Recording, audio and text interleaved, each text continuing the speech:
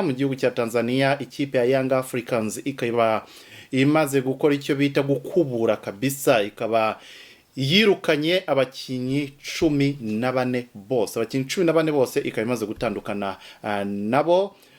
Mu bakinyi imaze kurekura ikipe nyuma yuko inaniwe gutwara igikombe mu mwaka ushize, mu bakinyi imaze kurekura hakaba harimo kategori z'abakinyi batandukanye, abakinyi 7 n'abakinyi amasezerano yabo yaramaze kurangira, ntago bigeze babongera amasezerano. Abandi bakinyi 7 n'abakinyi barasanzwe bafite amasezerano mu ikipe ya Young Africans, ariko byabaye ngombwa yuko bashesha amasezerano yabo batandukana nabo.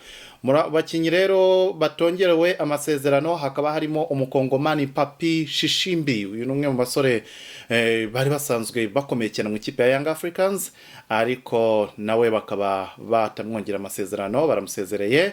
Hakaba harimo kandi umukinyi muri Shongasa Khalfan, uyu umukinyi mu Tanzania ugeze no gukora igeragezwa mu ikipe ya West Ham United mu gihugu cy'Ubwongereza, uyu nawe bakaba bamusezereye. Harimo kandi rutayezamu umukongomani David Moringa, bakunda kwitazira akazina ka Falcao, akaba nawe bamusezereye. Harimo defenseur Jafar Mohamed, rutayezamu wundi bazanye muri uyu mwaka witwa Tariq Saif, Andrew Vincent, hamwe n'umusore witwa Mohamed Issa Banka, musore ukina hagati. Aba n'abakinyi amasezerano nayo yararangiye, bakaba batifuje kubongerera amasezerano mashya.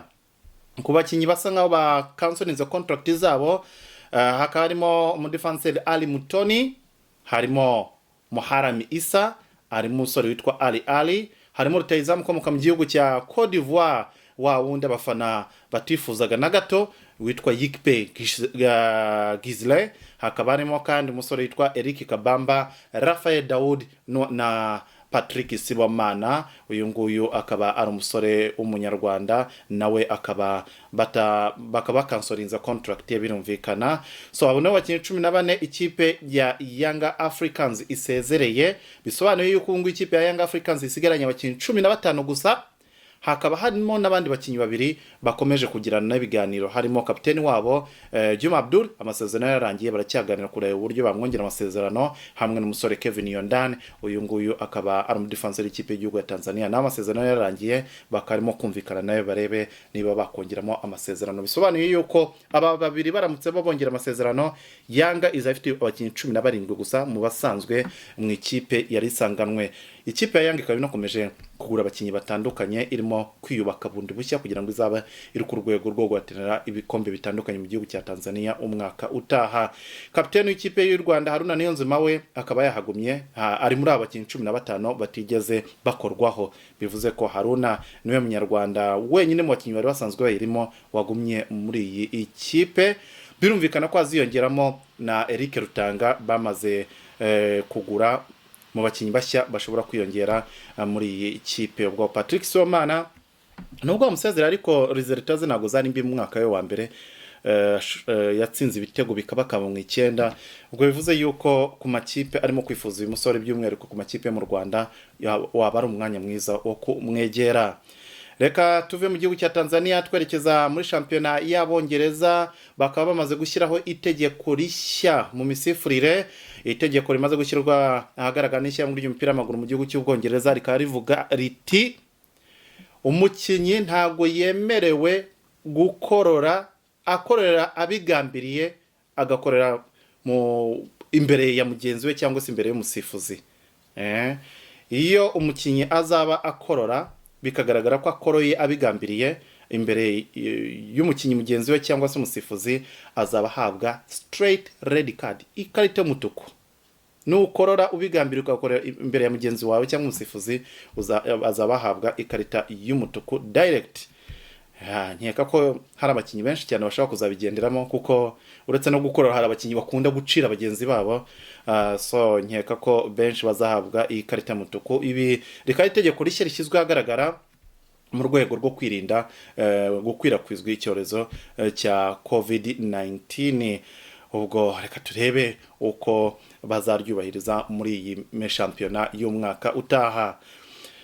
mu ikipe Inter Milan mu gihugu cy'Ubutaliyani umuriro watse hagati ya Antonio Conte n'abayobozi b'ikipe Inter de Milan. Antonio Conte ashobora kuba agiye kuva muri iyi kipe nyuma y'umwaka umwe gusa atangiye kwitoza. Antonio Conte yatangiye gutoza ikipe Inter de Milan umwaka ushize, uyu wari umwaka we wa mbere aho yari yarasinye kontra y'imyaka 3. Yanafashije ikipe Inter de Milan kurangiza muri shampiyona iri ku mwanya wa kabiri irushwa inota rimwe gusa n'ikipe ya Juventus yatwaye igikombe. Akaba kandi akiri no mu mikino ya kimwe cy'umunani kirangiza imikino y'igikombe cya Europa League. Gusa ubwumvikane buke buri hagati ye n'abayobozi be bisa nkaho mu by'ukuri uyu mubano wa Antonio Conte n'ikipe Inter de Milan ushobora kuba utazakomeza muri iyi sezo. Ibi byatewe nuko Antonio Conte yifasha kiyandagaza akavuga yuko agatuka abayobozi be, akaba aratutse perezida w'ikipe amwita ko ari umugabo uri weak. Umuntu uri weak ni nk'umuntu twavuga ko ufite intege nke, ati umuntu ufite intege nke. Akaba amushinja yuko uyu mugabo w'umushinwa perezida w'ikipe yitwa Steven Zhang yuko atabakora icyo bita protection, atabarinda. Atabarinda. Ese ikibazo nyamukuru ni ikihe gishobora kuba kigiye gutuma Conte ava muri ikipe akagera naho atuka umuyobozi we? Ibi bikaba bije nyuma yuko hari amakuru avugwa yuko ubwumvikane buke bwaje nyuma yuko hari amakuru menshi cyane asa nkaho ava muri dressing room urwambare rw'ikipe Inter de Milan, ibyari amabanga bakabisanga mu itangazamakuru. Babwira perezida bagasanga perezida we yibere mu zindi business.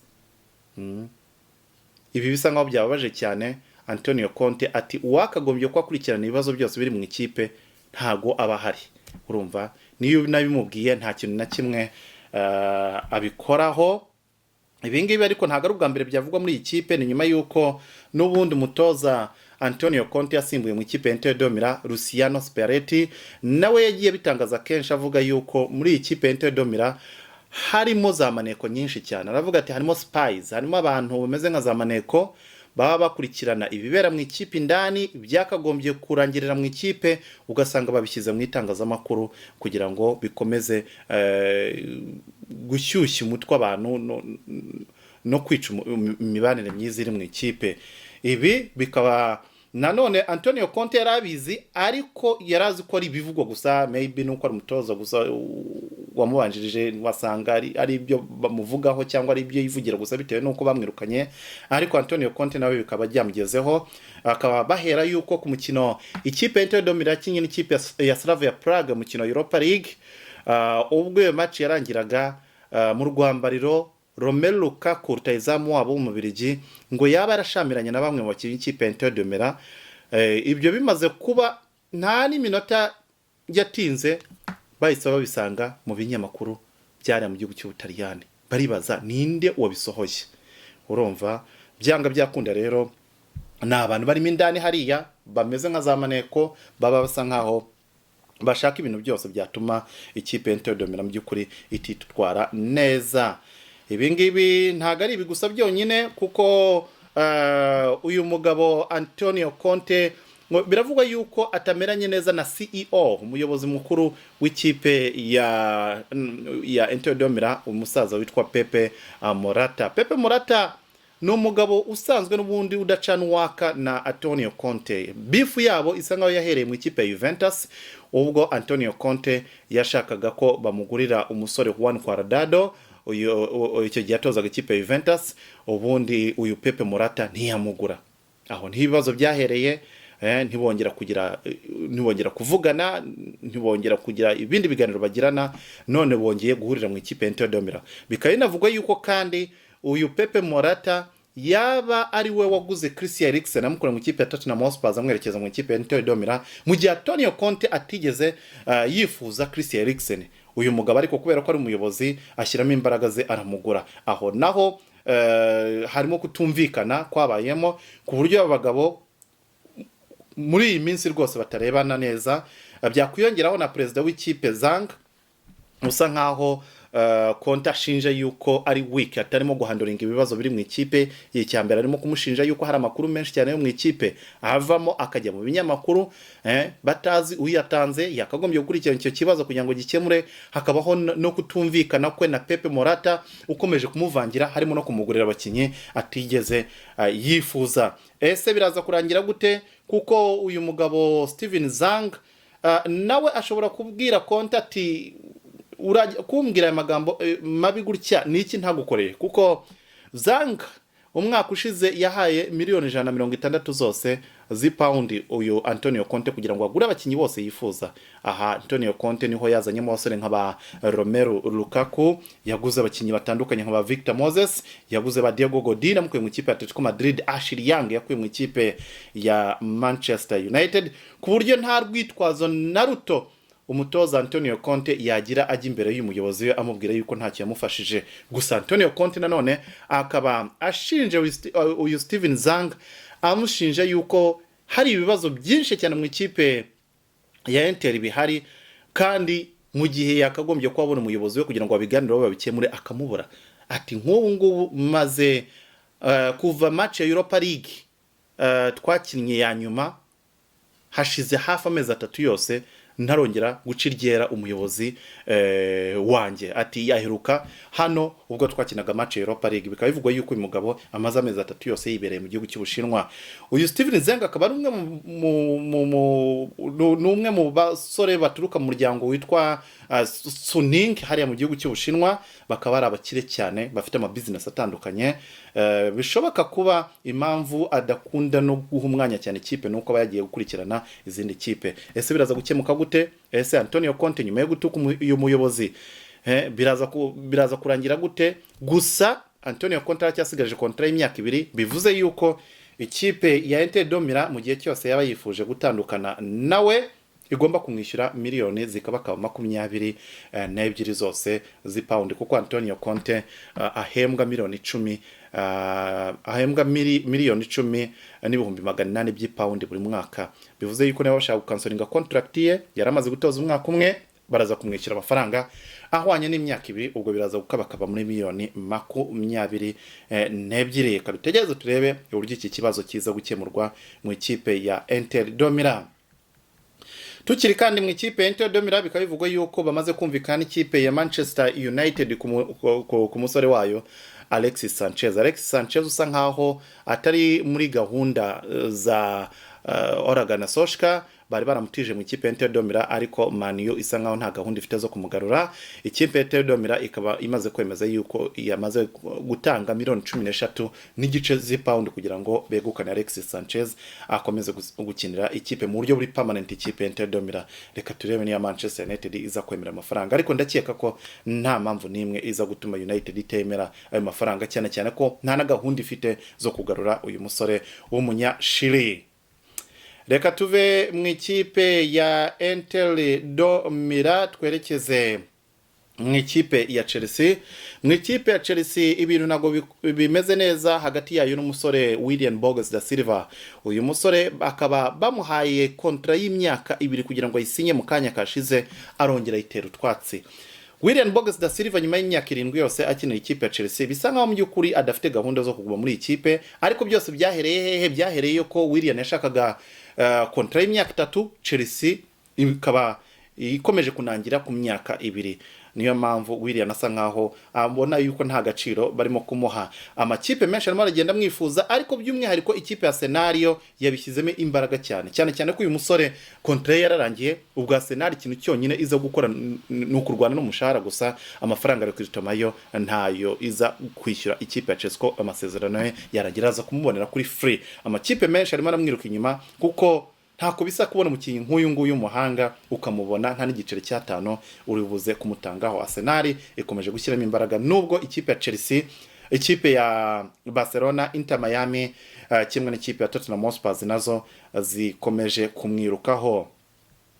Ikipe ya Manchester United yo ikaba imaze kumvikana n'ikipe ya Borussia Dortmund uko bazagenda bishyura ama installment ibice kugira ngo bagure Jadon Sancho. Bushize nababwiye yuko aya makipe yamaze kumvikana byose byarangiye, igisigaye no kumenya ese United izishyura gute mu installment ko Manchester United yanze kwishyura zira miliyoni zose 108, ivuga yuko izagenda yishyura ibice kurinda irangije. Icyo yamaze kumvikana nuko United igomba kwishyura miliyoni 63 zose z'pound, hakazakurikiraho 27, hakazakurikiraho miliyoni 18 mu gihe cy'imyaka 2. Bivuze ko ayo mafaranga yose agomba kwishyura mu gihe cy'imyaka 2. Deal yagombaga kuba miliyoni 108, ariko bitewe nuko bigiye kuba mu installment, iyi deal izagenda izagire muri miliyoni 118 mu gihe cy'imyaka 2.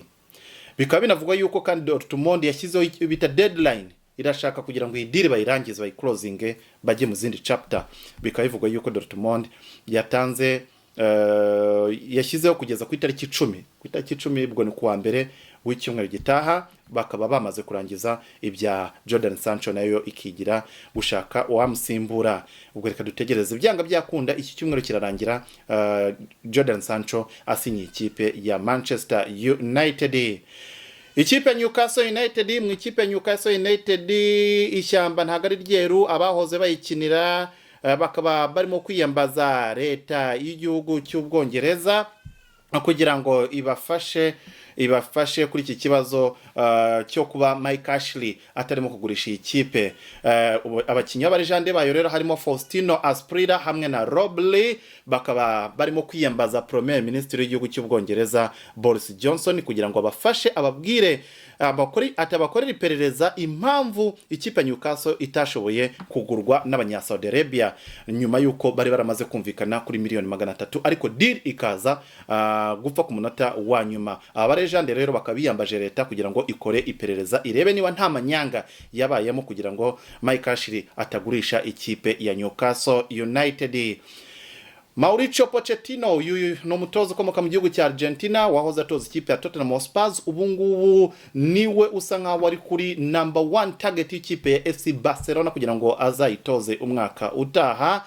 Ikipe ya Barcelona ikaba imaze gutangaza yuko mu gihe cyose Kwekwe Setiene bari bumwirukane, uyu mutoza wahoze toza ikipe ya Tottenham Hotspur yuko niwe baza guha amasezerano yo kuzatoza ikipe ya hariya i Catalunya.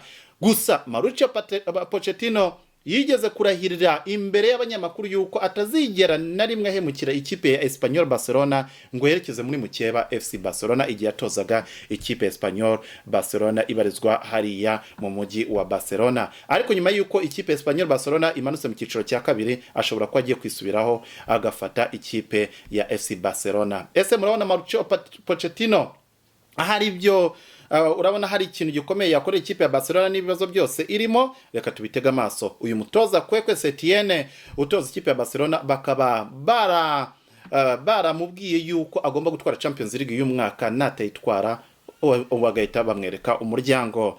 Mu ikipe ya Arsenal, umutoza Mikel Arteta nawe yashyizeho umweyo kabisa, arimo arakubura abakinnyi bose adakeneye umwaka utaha. Mu bakinnyi ashobora kwirukana hakaba harimo abakinnyi 9 bose bamaze gutangaza yuko bagomba kwirukana kugira ngo bazanemo abandi bakinnyi bashya. Ibi bikaba bibaye nyuma y'uko ikipe ya Arsenal itwaye igikombe cya FA Cup ikanegukana miliyoni 30 zose z'ipaundi. Irashaka kurekura abakinnyi 9 bose idakeneye, ubundi amafaranga iri bukuremo kongereza miliyoni 30 kugira ngo izanemo abandi bakinnyi bashya. Mu bakinnyi isa nkaho igiye gushyira ku isoko harimo Hector Bellerin, Alexander Lacazette, harimo umukinnyi Socrates, Mateo Gonduzi, Lucas Torreira n'abandi batandukanye ikipe ya Arsenal iza kuba idakeneye. Mu bakinnyi ikipe ya Arsenal ishaka kwinjizamo byihuse cyane ku ikubitiro hakaba harimo umusore William Borges da Silva w'ikipe ya Chelsea. Barimo kandi barashaka kwinjizamo umusore Philippe Coutinho, uyu musore ikipe ya Barcelona, hamwe na Thomas Partey umunyegana ukina ikipe ya Atletico Madrid, cyane ko umutoza Mikel Arteta ashaka kuzakina formation ya 4-3-3 umwaka utaha. Ati ndamutse mfite William Coutinho na Thomas Partey, iyo formation yamufasha cyane kugira ngo ifacilite ubusatirizi bwe umwaka utaha. Ese murabivuga hiki William Bogas da Silva, Philippe Coutinho, Thomas Partey baramutse bari hagati mu ikipe ya Arsenal. Murabona ikibazo Arsenal maranye igihe cya mediane yayo kizaba gikemutse, ubwo muraza kugira icyo mutubwira ku butumwa bugufi. Dukomeje n'andi makuru atandukanye, ikipe ya Chelsea nayo ikaba igiye gushyira ku isoko N'Golo Kante, umukinnyi ukina hagati ukomoka mu gihugu cy'Ubufaransa. N'Golo Kante imyaka 29, Frank Lampard arashaka kumushyira ku isoko, cyane cyane ko uyu musore muri iyi myaka rwose akomeje kugira ikibazo gikomeye cyane cy'imvune, ahora avunika. Umukinnyi Frank Lampard rero arashaka kumugurisha kugira ngo amafaranga ari bukuremo abazayakoreshe bongeraho nandi makeya kugira ngo begukane umusore w'ikipe ya Bayer Leverkusen Havertz. N'Golo Kante mu by'ukuri ubona yuko muri iki gihe ntabwo ibintu bimeze neza, nyuma y'uko igikombe cy'isi kirangiye ubona yuko ataragaruka mu bihe bye byiza. Uyu musore wigaragaje cyane ubwo yakiniraga ikipe ya Leicester City. Imikino ya Europa League ya kimwe cy'umunani kirangiza igomba kugaruka kuri wa gatano, timetable yashyizwe ahagaragara, iragaruka kuri uyu wa gatatu, mu gihe Champions League izagaruka kuri uyu wa gatano. Ku itariki 5 ku wa gatatu, Manchester United yo mu Bwongereza izaba ikina n'ikipe ya Lask yo muri Austria, FC Copenhagen yo muri Denmark iri kumwe na Basaksehir yo mu gihugu cya Turkiya, Inter Milan yo mu gihugu cy'Ubutaliyani iri kumwe na Getafe yo mu gihugu cya Hispania, Shakhtar Donetsk yo muri Ukraine iri kumwe na Wolfsburg yo mu gihugu cy'Ubudage. Aho ni ku munsi wo ku wa gatatu. Ku wa kane, Wolverhampton Wanderers iri kumwe na Olympiacos, FC Sevilla na AS Roma, Bayer Leverkusen n'ikipe ya Rangers, FC Basel n'ikipe ya Frankfurt. Mu gihe ku munsi wo kuwa gatano Champions League nayo izayimanuka mu kibuga, harimo ikipe ya Juventus izakina na Lyon, Manchester City na Real Madrid. Ku wa gatandatu ikipe ya Bayern Munich izari kumwe na Chelsea, mu gihe ikipe ya FC Barcelona iri kumwe n'ikipe ya Napoli.